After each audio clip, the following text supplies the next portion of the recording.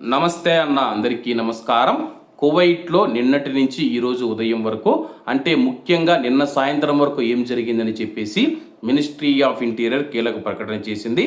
Kuwait దేశాన్ని రక్షించడంలో సాయుధ దళాలు పూర్తి సన్నద్ధతతో నిరంతర అప్రమత్తతతో ఉన్నాయని చెప్పేసి గడిచిన 24 గంటల్లో కువైట్ గగనతలాన్ని ప్రభావితం చేసే ఎలాంటి ముప్పులు లేదా ప్రమాదాలు నమోదు కాలేదని చెప్పి మినిస్ట్రీ ఆఫ్ ఇంటీరియర్ ప్రజలకు భరోసా ఇచ్చింది.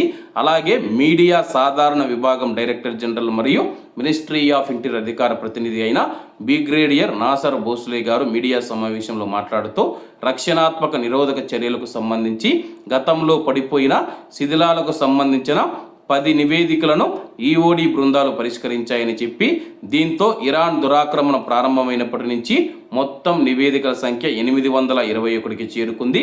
కువైట్ దేశ భద్రతను, కువైటు మరియు ప్రవాసుల క్షేమాన్ని నిర్ధారించడానికి భద్రతా మరియు సైనిక సంస్థలు సంబంధిత ప్రభుత్వ సంస్థలతో నిరంతరం సమన్వయం చేసుకుని పూర్తి సన్నద్ధతను పాటిస్తూ ప్రాంతీయ భద్రతా పరిస్థితిని నిశితంగా పర్యవేక్షిస్తూనే ఉన్నాయని చెప్పి ఆయన ధృవీకరించారు.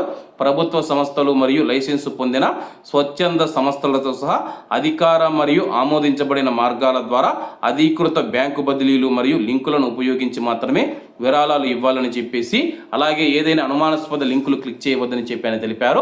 అలాగే గడిచిన 24 గంటల్లో ముఖ్యంగా ఆదివారం అర్ధరాత్రి నుంచి సోమవారం ఉదయం వరకు మనం చూసుకుంటే ఎటువంటి దాడులు జరగలేదని చెప్పేసి, కువైట్ ప్రజలు ప్రశాంతంగా ఉండాలి, ఎవరు భయపడవలసిన అవసరం లేదు. ఒకవేళ మళ్ళీ ఇరాన్ దాడులు ప్రారంభించినా మేము వాటిని ఎదుర్కొనేందుకు 24 గంటలు సంసిద్ధతగా ఉన్నాము. అలాగే కువైట్ ఎయిర్ డిఫెన్స్ సిస్టమ్ ఇప్పటికి కూడా యాక్టివ్లోనే ఉంది. ఫిబ్రవరి 28వ తేదీన యాక్టివ్ అయిన కువైట్ ఎయిర్ డిఫెన్స్ సిస్టమ్ మనం చూసుకుంటే ఇప్పటికి కూడా యాక్టివ్లోనే ఉందని చెప్పేసి కువైట్ మినిస్ట్రీ ఆఫ్ ఇంటీరియర్ ప్రకటించింది. కాబట్టి అందరూ బాగుండాలి, అందులో మనం ఉండాలి. అందరికీ నమస్తే అన్న, జై హింద్.